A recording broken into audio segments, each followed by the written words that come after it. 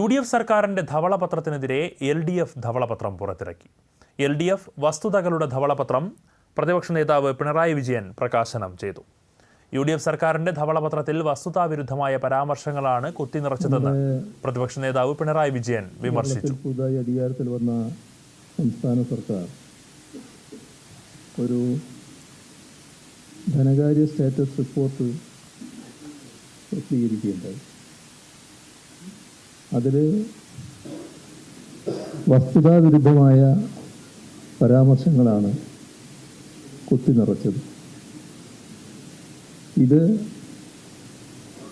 പൊതുജനങ്ങളുടെ മുന്നിൽ തുറന്നു കാട്ടുന്നതിന് വേണ്ടി വസ്തുതകളുടെ ധവളപത്രം 10 വർഷം LDF ഭരണത്തിൽ സംസ്ഥാനത്തെ ആകെ ബാധ്യതകൾ വർദ്ധിച്ചെന്ന വ്യാജ പ്രചരണം നടത്തുന്നു. കണക്കുകൾ സംസ്ഥാന സർക്കാർ പൂർണ്ണമായി മറച്ചുവെക്കുകയാണെന്നും ബോധപൂർവം തെറ്റിദ്ധാരണ പരത്താൻ ശ്രമിക്കുന്നുവെന്നും പിണറായി വിജയൻ വിമർശിച്ചു. സംസ്ഥാനത്ത് പുതുക്കിയ ബജറ്റുണ്ട്. ആ ബജറ്റിനെ പറ്റിയുള്ള ഹ്രസ്വമായൊരു അവലോകനവും ഇതിൽ ഉൾപ്പെടുത്തിയിട്ടുണ്ട്.